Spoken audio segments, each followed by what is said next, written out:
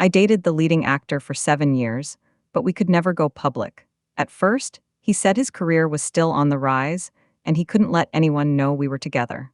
When he was nominated for Best Actor, he said the award hadn't been won yet, and it wasn't the right time. Even after he won the award, when everyone in the audience was cheering for him to hug the actress he was rumored to be dating, he still said, "An actor's career is short.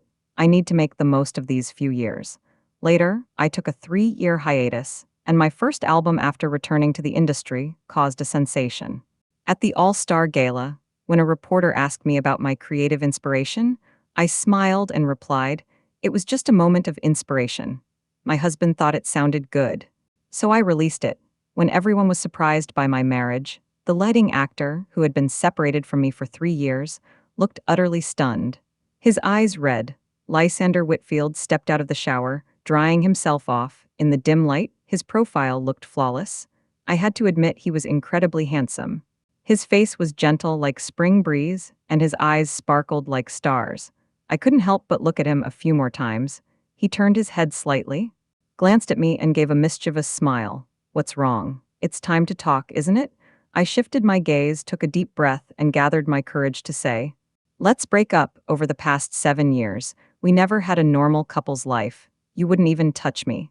Lysander looked surprised for a moment, but quickly regained his composure and said casually, "All right, but think it through. Don't regret it later." After speaking, she threw the towel on my head. At that moment, I was already in tears. 7 years of love ended in an instant. That year, I lived in a daze like a zombie and spent all my savings. Until Serafina Sinclair called me. She asked me to meet her at a cafe. "It's over." "No big deal. We can always find someone else." Serafina shrugged, as if she had seen through everything. She said, "I want to release an album. You know a lot of people in the music industry. Could you introduce me to someone?" She gently rubbed my swollen eyes and said, "Don't worry, leave it to me." The smile on my face vanished instantly. Lysander also arrived at the cafe, holding a cute-looking girl in his arms. No wonder he didn't want to see me. Serafina waved her hand in front of my face, and I finally snapped out of it. "Serafina, thank you." To relax, I spent the entire day in the recording studio. The pent-up frustration in my heart finally found release. After finishing the song, I went to a street stall and ordered a plate of fried rice. "If you don't break up with him," my mother angrily pointed at me and said, "You're already 26 years old, and 4 years have passed." He didn't even say a single caring word. My mother gently patted her chest, sighed in relief, and said helplessly, "Tomorrow I'm having dinner with the son of the mayor of city, at the first line of heaven. You need to dress nicely. If you don't come, don't call me mom." I thought for a moment and felt like there was a familiar figure in the corner, so I looked at the luxurious villa in front of me, then at the invitation in my hand, and walked straight inside. When I arrived, the place was filled with wealthy upper-class people. Serafina ran over, studied me carefully, and said, "Annabelle, you look stunning today." I just smiled without responding. I had spent a long time getting ready today, hoping to look more vibrant. It was also to regain the confidence I had lost over the years. I took a sip of the red wine Serafina handed me. We chatted for a moment, and the crowd began to grow noisy. I looked toward the crowd. A tall, slender man with an elegant posture, dressed in formal attire, stood out like a god among the crowd. Several black-clad security guards were clearing the area around him. The man walked toward us with confident strides. Serafina whispered in my ear, "Do you know who he is?" I shook my head and took another sip of the red wine in my hand. Serafina immediately became excited. "He's the famous musical genius in the music industry. Thaddeus Harrington. I'm telling you, if he produces your album, you'll definitely become famous." I lowered my head and thought for a moment. I was familiar with many famous people in the music industry, but I had no recollection of Thaddeus. Serafina leaned closer to me and whispered, "Let me tell you, you might not be familiar with the guy called Smiling Tiger, remember?" I exclaimed in surprise. "Laughing Tiger." Serafina quickly covered my mouth, glanced around to make sure no one was nearby, then turned to me and whispered, "Keep your voice down." She covered my nose and mouth, and I felt like I was suffocating, my face turning bright red. Just as I thought I couldn't hold on any longer, she finally let go of me. I gasped for air and looked up to see Thaddeus's piercing gaze. He nodded slightly, spoke to his men, then walked quickly toward me. seeing Lysander behind him. I immediately turned and headed toward the door. Just as I reached the entrance, several men in black closed the door. I tried to open it but was blocked by them. Thaddeus stopped beside me, looking very gentlemanly. "Miss N, it's rare we meet. Why the hurry?" I lowered my head and smiled awkwardly, saying, "I just wanted to get some fresh air." "Who is this person? Could he be another one of those people trying to climb the social ladder through connections? This girl looks familiar. Isn't she the one who's been obsessively pursuing Lysander? Now that you mention it, she does look a bit like her. I heard Lysander can't get rid of her. She's like a little puppy, always following him around. Only the leading actor has such a kind heart. If it were anyone else, they would have called the police long ago." These words made me feel very uncomfortable, as if needles were pricking my heart. I could only lower my head even further. Thaddeus noticed I was at a loss, so he took my hand and whispered, "May I ask Miss N to dance with me?" I realized he was trying to help me out of this awkward situation. So I let him lead me into the dance floor. The melodious music flowed gently, and the people around us made way. The warmth from his palm reminded me of 10 years ago. "Is this song really for me?" The girl nodded. The young boy happily picked up the girl and spun her around. After putting her down, the boy said seriously, "I really need a song to let everyone know, but time is too tight, and I didn't have time to write it. Thank you for letting me share your work. I will definitely repay you," the boy said and rushed off without looking back. "Hey, what's your name?" "My name is Smiling Tiger." The girl scratched her head, a bit confused. "Smiling Tiger. That doesn't sound very good." After the song ended, Thaddeus had his men take me to the parlor to rest. The villa was decorated in a simple yet elegant style, creating a comfortable atmosphere. After waiting for a long time, a middle-aged man led me to Thaddeus's music room. Familiar melodies filled my ears. It was the first piece I had composed, titled Eternal Love. I was unconsciously drawn to the beautiful sound of the piano, as melodious as a nightingale's song. When the music stopped, Thaddeus extended his hand, inviting me to play together. My love for music made it impossible for me to refuse. "What song would you like to play?" "Falling." "Is that the twilight of the setting sun?" I was a bit surprised. "How did you know?" Thaddeus smiled slightly, his fingers dancing lightly with the piano notes. "The first time I saw him, he was wearing a mask. Even at the concert, he was wearing a mask. I never expected that the mask hid such a handsome face. I couldn't help but compliment him. 'You're so handsome.' Lysander's beauty was soft and enchanting, while his was fresh and handsome. 'Will you marry me?' Thaddeus' words left me speechless. After a moment, seeing I didn't respond, he continued, 'I'm being honest. I understand you want to start anew, and I can help you, but the condition is that you marry me. You're already 30. If you don't marry now, you'll never have another chance.' Serafina's voice echoed around us, and I looked over to see her hurrying over. 'I'm a bit hungry.' Serafina sighed helplessly. 'Sister, you've been thinking about this for so long, and this is what you say?' I looked down. 7 years of feelings had ended, and I simply couldn't accept a new relationship so quickly. Thaddeus raised his hand. Serafina swallowed the words she had been about to say. 'We can get married first. If you still can't accept me after 2 years, we'll divorce. During this time, I won't do anything you find inappropriate.' Thaddeus' tone was sincere, making me feel a little moved. I am indeed 30 years old now. I'm no longer a teenager, and I can't keep fantasizing about the kind of love where you only envy couples and not the gods. After marriage, Thaddeus rarely came home. He kept his promise. His album sold 200 million copies as soon as it was released. I even started gaining fame abroad. As my popularity rose, work became increasingly busy, and the opportunities for Thaddeus and me to meet grew scarce. Hey, isn't that Lysander's loyal fan? I stopped what I was doing, glanced at the person approaching, then continued tidying my clothes. There were only a few minutes left before I had to go on stage, and I didn't have time to respond to her mockery. Isolde Carmichael, seeing that I wasn't paying attention, ripped the sheer skirt off my evening gown, leaving only the lining. "You deserve this even on stage. You're just a clown trying to attract attention." I felt humiliated after all the effort I had put in. I didn't even have the courage to get angry. "I never thought you'd change so much after leaving me." Lysander stepped out from behind Isolde, his face filled with disdain, as if he were looking at something lowly. I clenched my teeth, trembling with anger. "See, I told you she wouldn't get angry, didn't I?" Lysander burst into laughter. wrapping his arm around Isolde's waist and walked away happily. I didn't pay much attention to the damage to the dress. I walked up to the stage in a daze, bowed deeply, and said, "I'm sorry for making everyone wait a few minutes. I'll make it up at the end.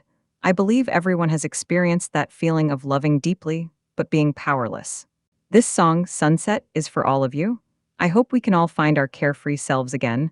The applause was enthusiastic like a storm, which is the real me. Is the real me. I have given everything I have for love. You don't have to worry that I will leave you, because I have already given myself completely to you. I also hope to be like the setting sun, steadfast in my beliefs, fearless, and writing a new chapter. But in the twilight, you, full of passion, rushed towards me. How can I forget? I don't know when, but the microphone was already covered in tears. Thaddeus stared expressionlessly at the newspaper in his hands. I glanced at him cautiously and saw that he didn't react. So I slipped back into the room quietly. In this situation, it's better to be alone. The door had just closed when it opened again. Thaddeus brought in a bowl of steaming ginger tea with brown sugar, urged me to drink it while it was hot, and then left. Since the last concert, I had taken a long break. I actually preferred writing songs and lyrics. After writing for about an hour, my phone rang. "Annabelle, it's been almost a year. Let's go out and have some fun." Serafina's voice came from the phone, sounding particularly sweet. I was hesitating whether to go or not, but she gave me a reason I couldn't refuse. This was arranged by Thaddeus. He said it was their honeymoon, and if I didn't go, it would be a shame, especially since his intentions were sincere. I couldn't help but laugh. This little girl must have seen my concert. After hanging up, I walked around the living room but didn't see Thaddeus. He must have gone out. At 2 in the morning, I suddenly woke up from a nightmare, gasping for breath. I had dreamed that Thaddeus was lying in my arms, covered in blood. I turned my head and saw him sleeping soundly, and I finally relaxed. His eyelashes were long, his nose was high, and his features were delicate and well-defined. The moonlight shone through the window, casting a soft glow on his face, making him look mysterious and beautiful. I reached out to pull the blanket over him and got ready to get out of bed. I felt weightless as he suddenly pulled me into his arms. I thought he would do something, but he just held me quietly, gently patting my back. Maybe he realized I had a nightmare. My heart warmed instantly. Soon he fell asleep. After he was sound asleep, I started working on the song I hadn't finished yesterday. I turned on the computer, listened to the song he had sung, and wrote while searching for inspiration. Serafina walked over to me with a pile of things, struggling to carry them, and muttered, "Why did you take so long? If you had come any later, I would have been exhausted from all this hard work." Then she placed all the things on me, and I almost bent over. Thaddeus saw this and immediately took all the responsibility upon himself. Serafina hurriedly objected loudly. "Cousin, what do you mean by that? Now that you have a wife, you don't care about your sister anymore, do you?" "Cousin?" I looked at them in confusion. Serafina hugged my arm and started pouring out her heart. "Let me tell you, he woke me up early this morning, saying he wanted to take me shopping and let me buy whatever I wanted. But I didn't get anything." Watching her ramble on, I couldn't help but laugh, and there's more. Whenever I helped him, Thaddeus pulled out a black card, cutting her off mid-sentence. Serafina stopped talking immediately, kissed the black card, and smiled, saying, "Wishing my brother and sister-in-law a happy marriage." Now it was just me and Thaddeus alone, and the atmosphere felt a bit awkward. He naturally took my hand, just like a truly loving couple. No longer feeling nervous, I looked at his tall figure, my ears turning slightly red. He took me to every ride in the amusement park. Seeing him vomiting nonstop, I felt a bit worried but also amused. "If you're afraid, why did you come?" Thaddeus felt very uncomfortable, so I quickly grabbed a tissue to wipe his mouth. "I couldn't think of anywhere else to take you, so I brought you to the amusement park. I was afraid you'd find places like bookstores or parks boring." Thaddeus leaned against a tree, looking weak. "I actually really like bookstores," I whispered. Thaddeus gently patted my head and said softly, "Sure, let's go to the bookstore next time." I nodded in agreement and let him lead me forward. This was the kind of love I had always dreamed of, peaceful and beautiful, without any worries. Before I knew it, it was getting dark, and Thaddeus seemed a little nervous. He lowered his head and sent a text message. Then he pulled my hand and started walking faster. And I almost fell, but I managed to steady myself. "What's going on?" I turned around and saw a dozen people running toward us. "Thaddeus," before I could ask my question, He interrupted me. Don't talk, save your strength. There was nothing around us to hide behind, just a straight road. After running for about 10 minutes, I was exhausted and couldn't keep up with Thaddeus' pace.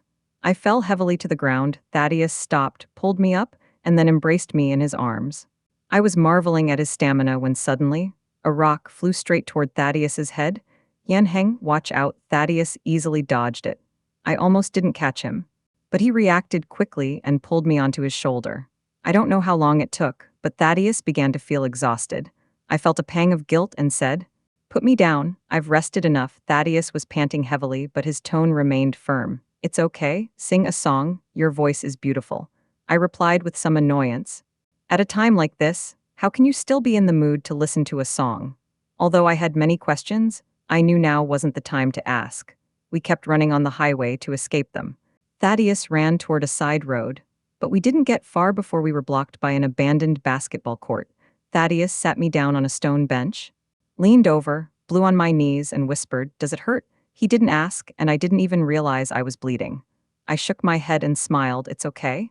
It doesn't hurt. Let's run." "Why aren't we running? Why are you still here?" Seeing the crowd gathering behind us, clearly there to cause trouble for him, I wanted him to leave quickly. He spoke first. "Annabelle, I'll take you to see something interesting. If you're scared, cover your eyes with your clothes." Thaddeus took off his jacket and draped it over me, then turned around, undid 3 buttons, rolled up his sleeves, and revealed his muscular biceps. His eyes flashed with anger as he charged into the crowd like a warrior. He knocked one person down in a few swift moves. Everyone else rushed forward, but Thaddeus didn't seem fazed at all. "Come on." Upon receiving the signal, the group surrounded Thaddeus. A young man swung a dagger toward Thaddeus's chest, but Thaddeus dodged quickly, and the dagger slid past him, cutting his white shirt and staining part of it red with blood. Thaddeus swiftly raised his hand, grabbed the blond man's wrist, and twisted it with force, producing a crisp sound. The blond man screamed in pain. Thaddeus caught the falling dagger and kicked the blond-haired man to the ground. He tossed the dagger aside and delivered a powerful punch to another man's chest, knocking him back several steps. Just as I feared that the people behind me would strike Thaddeus with sticks, my heart leaped into my throat. As the dagger hit the ground, Thaddeus launched a flying kick, driving the dagger straight into the man's thigh. The man's face contorted in pain as he collapsed to the ground, screaming uncontrollably. The 2 men on the right exchanged glances, raised their axes, and prepared to strike. Thaddeus didn't give them a chance to attack. As they moved, he leaped and landed behind them, grabbing their heads and slamming them together. The 2 men immediately passed out. I was so focused on Thaddeus that I didn't notice someone approaching me from the side. Feeling someone behind me, I instinctively jumped off the stone block. The axe scraped against the stone, producing a piercing sound. After steadying myself slightly, I looked closely and saw a middle-aged man with an unattractive appearance slowly approaching me, still holding the axe. Thaddeus was still fighting against many people. I couldn't let him worry. I endured the pain in my knees and ran in the opposite direction of Thaddeus. The blonde-haired man beside me, seeing he couldn't defeat Thaddeus, decided to use me as leverage. It was a clever idea, so he quickly picked up a wooden stick and charged toward me. Soon, I was cornered against the wall, sweat dripping down my forehead. Seeing the axe about to hit my hand, I closed my eyes in fear. Sigh. Thaddeus winced in pain and let out a cry involuntarily. When I opened my eyes, I saw Thaddeus gripping the axe lodged in his collarbone. Blood flowed like a river, soaking his shirt and dripping onto the cement floor. My heart tightened instantly, and tears streamed down my face. I picked up a brick nearby and smashed it hard against the man's head. Blood gushed out, and he clutched his head, rolling on the ground in agony. I watched as the axe was almost completely embedded in Thaddeus's shoulder, my heart racing in panic. I tried to pull the axe out, but it was too deep. I quickly grabbed my phone to call for help, but there was no signal. Thaddeus's face grew paler and paler, and his one-stall figure could no longer hold itself up. He collapsed. I rushed over to support him, using all my strength to drag him to the wall and lean him against me. The others, seeing him fall, immediately gathered around. At that moment, all the fear and panic in my heart vanished. I looked down at Thaddeus and couldn't help asking, "How could you be so stupid?" Thaddeus's eyes grew unfocused. He reached out to wipe the tears from my face, but couldn't manage it. Finally, he let his hand fall and whispered so softly I had to lean in to hear him say, "Don't be afraid, my heart isn't injured, you won't die." I couldn't hold back any longer and burst into tears. Even now, he was still worried about me. "You're such an idiot." I raised my hand and gently touched Thaddeus's cold face, sniffing and saying, "You're tired. Rest for a while." I forced myself to calm down, looked up and glared coldly at the crowd of people who were gloating. "Who sent you here? That's none of your business. We just want Thaddeus's life, if you're willing to play with us. We won't hurt you." After the blonde-haired man finished speaking, the people around him burst into an uncomfortable laugh. Ha, I coldly laughed once, and the blonde-haired man couldn't help but shout, "What are you laughing at?" I slowly wiped the sweat off Thaddeus' forehead and said, "Even the people behind you dare not easily deal with him, yet you're risking your lives for such a small benefit. I think you're truly pitiful. Even at the end of your lives, you still don't understand. If I were you, I would have run away long ago. At least that way you could live a few more days. How dare you say that?" I took a pocket watch from Thaddeus's jacket and threw it at them. The man with the yellow hair forgot that his wrist had been broken by Thaddeus. When he caught the pocket watch, he screamed in pain. After a moment, he asked, "What is this?" I pressed Thaddeus' wound with my coat, hoping to stop the bleeding, and said indifferently, "You really know everything. This watch was a full moon gift from the mayor of City to his son, daring to kill the mayor's son. Only you guys would dare to commit such a crime in this place. This watch. I've seen it on TV," the younger boy beside the blonde-haired man said in a dialect. "Is that true?" The boy nodded. The blonde-haired man grew anxious. If he really was the mayor's son, we'd be in serious trouble. The blonde-haired man stepped forward, his voice trembling. Beautiful lady, I didn't care what he wanted to say. I interrupted him calmly and asked, "Do you want to live?" The blonde-haired man and his gang nodded frantically, their eyes filled with innocence and desperation. I told Huang Mao to take Thaddeus to the nearest hospital immediately. The area was remote with only an old, run-down clinic. There was no other choice, so I agreed to let the doctor treat Thaddeus. It wasn't until the doctor said he was out of danger that I finally felt a little relieved. Tears flowed uncontrollably down my face. The ambulance arrived, driven by a handsome blonde man. I wiped away my tears and had them load Thaddeus into the ambulance. The clinic doctor followed, monitoring his vital signs. "Who was behind this? The blonde-haired man stammered, unable to form a complete sentence. "If you don't tell me, the consequences will be severe." My words immediately frightened the blonde-haired man, who quickly confessed that it was Alistair Thornton from Bai Lamen. I vaguely remembered someone named Alistair, but wasn't he the legal representative of Aerospace Media? "What's going on?" Serafina rushed over, her makeup smudged. I patted her shoulder and comforted her, saying the doctor said it was nothing serious, just a high fever that caused him to faint. He'd be fine once the fever subsided. Serafina cried even more, and the more she cried, the more heartbroken she became. If only I hadn't asked my cousin not to bring bodyguards, this wouldn't have happened. I paused for a moment, feeling something was wrong. Serafina also noticed my reaction and asked, "Annabelle, what's wrong? Did you discover something?" I shook my head and comforted her. "It's nothing. Don't be too upset. Look at your eyes, they're all swollen from crying. If you don't rest properly, you'll feel even worse." Serafina sniffled and cried even harder. "No, I have to stay here with my cousin. If anything happens to him, I'll blame myself forever."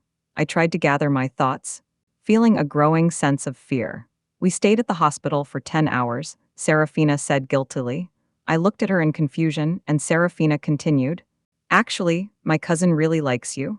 I've been the one stopping him all along. I never thought Lysander was such an unreliable person. If you had been with my cousin back then, you wouldn't be so upset now." I smiled gently, but Serafina seemed uneasy. Her gaze grew sharp and she stared at me coldly. My smile grew deeper. "Actually? You did this for Thaddeus, didn't you?" Serafina's face froze, as if she didn't understand what I was saying. "Since we've already brought it up, let's just say it straight. The one who tried to harm Thaddeus wasn't Alistair, but the one who wanted to harm me was you, right?" Serafina showed no expression on her face, made no attempt to refute me, and simply stared at me coldly, gesturing for me to continue. I continued. "When you called me under Thaddeus's name and told me to come out, I felt something was off. Thaddeus was clearly at home. Why did you need to call me? It was obvious you wanted me to come out. You know Thaddeus is highly skilled, A few thugs wouldn't pose a threat to him. So you deliberately sent the bodyguards away, leaving Thaddeus unable to protect me. And the amusement park is in a remote area? Aside from the people there, hardly anyone else would be around. That's why you recommended this place, right? Am I correct? Serafina's expression grew increasingly grim. She said, to clear yourself of suspicion, you actually hired someone to kill someone using Alistair's name. How did you find out? Serafina's expression was very grim. She said that when the blonde guy discovered Thaddeus's true identity, he was so scared he blurted everything out. Do you think, for them, life or money is more important? Then Serafina suddenly burst into laughter. It was me who did it? So what? I've loved my cousin for 10 years, for 10 whole years, no matter how hard I tried. He only ever paid attention to you? You think you can get what I can't? It won't be that easy. Serafina suddenly stood up, grabbed my shoulders, and shook me violently. Her voice filled with hatred, just like 6 years ago when we participated in the music competition together. My lyrics and melody were clearly better than yours. Why wasn't I the champion, but you? Do you know how much effort I put into that song? Do you know? Serafina felt helpless, leaning against the wall and covering her face as she cried. I never thought he would risk his life for you. Cousin, I'm sorry, I was wrong. You must stay safe. Actually, I only found out about this because before Thaddeus was injured, he sent a message. It was a song, one he composed with his life. How could someone like that not be loved? Serafina was sentenced to 10 years for intentionally hurting someone. Lysander, when he called me, he sounded surprised but calm. Zion, how have you been lately? I replied casually, I'm fine. The line went silent for a moment. Just as I was about to hang up, he said, Zion, I really miss you. If you have time, can we meet up? I was on speakerphone, and the people next to me were practically staring at my phone. I smiled helplessly and said, sorry, my cat has a bad temper. If it knew I was meeting another man, it would get angry. After saying that, I hung up. Seeing me say that, Thaddeus' expression softened a bit. I put down my phone, sat on his lap, and asked with a smile, what's wrong, jealous? Thaddeus' expression said it all.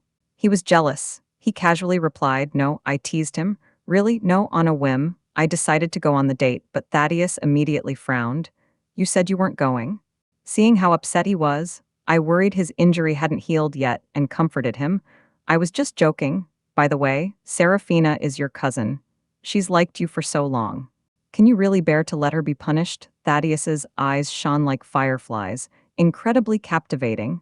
No matter who it is, if they dare to hurt you, I won't let them off easily. Hearing this, I didn't know how to respond and could only express my feelings through actions. I felt nervous, and my gaze involuntarily fell on his lips. With various thoughts flooding my mind, Thaddeus smiled slightly, seeming to anticipate my next move. My face turned as red as a blooming rose, feeling like it might bleed at any moment. With each step closer, my heart raced faster. Just as our lips were about to touch, I hesitated and tried to run away. What should I do? The moment of happiness was so close. I couldn't possibly run away. Thaddeus reached out and pulled me down onto him. My vision narrowed, and I hurriedly covered my mouth with my hands, my voice muffled. I'm not ready. Thaddeus raised an eyebrow, his tone teasing. 2 years, the world trip is almost over. I shook my head quickly to refuse. Thaddeus saw this and didn't press me further. He smiled and gently stroked my head. Don't worry, I've already told you. I won't force you to do anything you don't want to do. After saying that, he stood up and prepared to go upstairs. Over the past 2 years, he had been very kind to her. In fact, the moment he had risked his life to save her, she had already begun to love him, however. This feeling, thinking of this, she felt a bit angry. In her 30s and still single, I made up my mind, grabbed him, and kissed him directly. Thaddeus's eyes widened, and he smiled happily. After 2 years, he had finally waited for this moment. I kissed him for 2 minutes, and my lips were swollen. Thaddeus helplessly shifted the situation, becoming proactive, using his nimble tongue to open my mouth, exploring, the minty freshness filling my mouth. After about 2 minutes, my face was bright red. Thaddeus was amused by me and followed my breathing rhythm. I felt a bit shy but did as he did, and my breathing became smoother. Just as the atmosphere grew intense, a sudden beep sounded, and the dimly lit room was suddenly bathed in light. As the electric curtains automatically opened, Thaddeus's hands froze. A flash of anxiety crossed his eyes. and I noticed a couple standing nearby, staring at us in shock. Thaddeus and I felt like children who had done something wrong, utterly embarrassed and uncomfortable. Thaddeus was a little angry. Mom, Dad, you really know how to pick a time? I opened my eyes wide, thinking to myself, this is it? How am I going to face my uncle and aunt now? Thaddeus's mother kindly took my hand in hers, patted it gently, and smiled uncontrollably. Oh, you must be Annabelle, right? We've heard about you for a long time, but we've never had the chance to come visit. It's really our fault for coming at such an inconvenient time. Why don't your uncle and I step out for a moment? We'll come back after you're done. I blushed and lowered my head, glancing at Thaddeus for help. Thaddeus caught my signal and whispered, Mom, don't scare Annabelle. I've been chasing her for over a decade. If you scare her away, will you still want to hold your grandchild in the future? Thaddeus's mother understood immediately. All right, we've been waiting so long to hold our grandchild. After saying that, Thaddeus's mother and father went upstairs. I turned to speak to him, but he kissed me. I let out a soft hum, and Thaddeus's movements grew more urgent. He couldn't hold back anymore. Uncle and aunt are still upstairs?